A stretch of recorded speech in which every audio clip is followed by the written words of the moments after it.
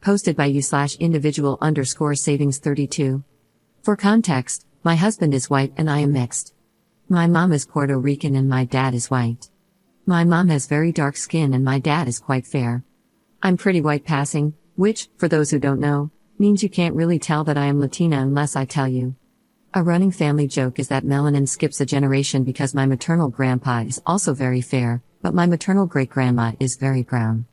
With that out of the way, I'll get into my situation. I have been with my husband for 7 years, married for 5. We have a 3-year-old little girl who is the light of my life. When she was born, she had a head full of dark brown curls, dark brown eyes, and a fairly olive complexion. She looks like me when I get tan.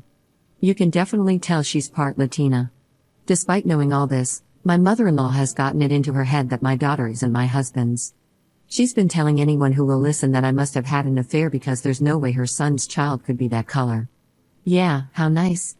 My mother-in-law has always been standoffish with me. She never made a big effort to get to know me and was always more polite than anything else.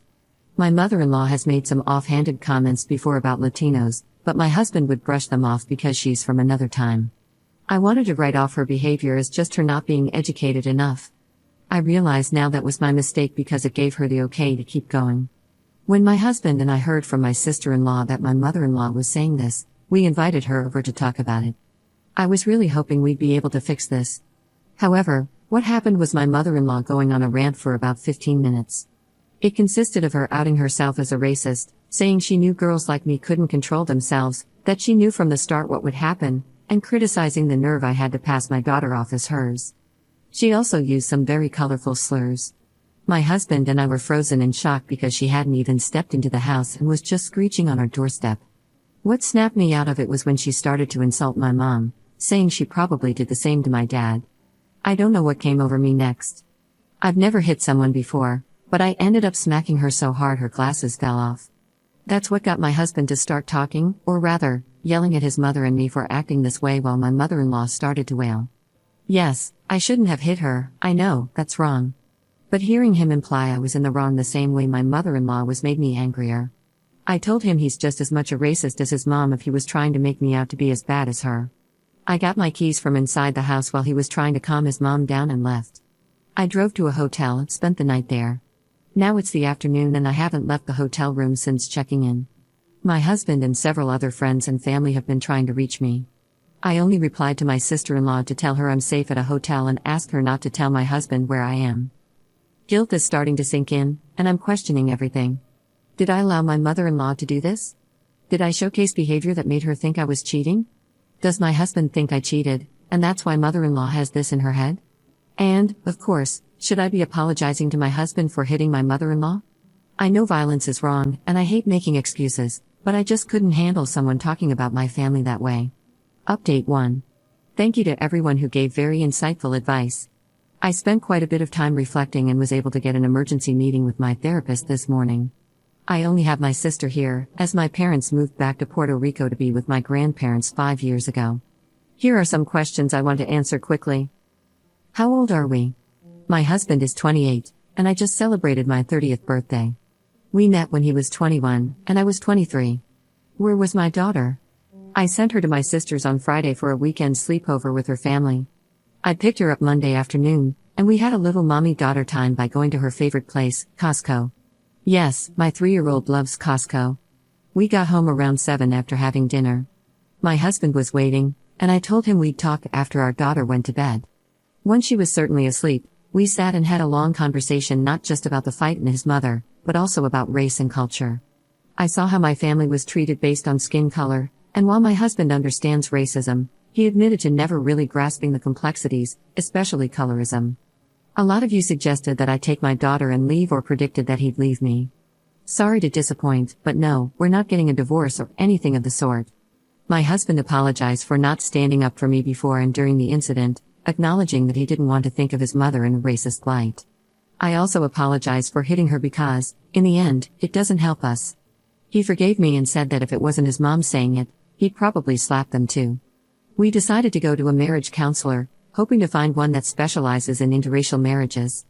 Our daughter is going to face challenges in the future because of her race. It's sad to say, but unfortunately, racism is still alive. We want to know how to protect her and uplift her so she does not feel ashamed of her heritage. We've made the decision to go no contact with my mother-in-law and any people who try to bridge communication between us and her. She will have no contact with my daughter unless it's years down the road and she shows significant changes in her behavior. My husband will be driving to her house tomorrow to inform her of our decision. I consider a paternity test and DNA test, but only if my mother-in-law pays. I don't want to entertain this on my own dime. We've also decided not to make any public posts regarding this. If people want to believe her story, that is on them, not us. My husband knows our baby is his. The irony is she looks more like him than me. Her curls are even from him. I do hope this is my last update. If anything else happens, I might come back. Thank you again to everyone who gave valuable advice. I'm sad my daughter won't have a grandmother in the States, but it's more reason for us to plan trips to Puerto Rico. Update 2. Hello everyone, I think I jinxed myself by saying I hope this will be my last update, because unfortunately, for lack of a better term, the situation continues to deteriorate. For those of you saying I should be arrested for slapping my mother-in-law, I hate to disappoint, but she is not pressing charges. This is all thanks to my husband, who said he'd expose my father-in-law's various affairs. Yes, it turns out that my father-in-law cheated numerous times on my mother-in-law till he passed away 2 years ago. According to my husband, my father-in-law was paying for intimate favors even when he only had a month left to live. This is deeply disturbing because my father-in-law and mother-in-law appeared to have a loving marriage. Apparently, that was just for show. I can't even begin to imagine how my husband is feeling. We talked about it, and he said he feels deep shame for keeping it from me, but also shame because his parents' marriage wasn't at all what they pretended it was. My husband and I are still looking for a couples therapist who specializes in interracial marriage. My husband is also looking for a therapist of his own after the conversation with my mother-in-law opened his eyes to a lot of other traumas and issues he feels haven't been properly worked through. I'm so proud of him for taking these steps. Now, onto how the conversation on Wednesday went, which is, of course, why I made this update, to continue to vent. As I mentioned in my first update, my husband went over to my mother-in-law's house to inform her that her behavior is unacceptable and will be going no contact for the foreseeable future. My mother-in-law didn't take this well.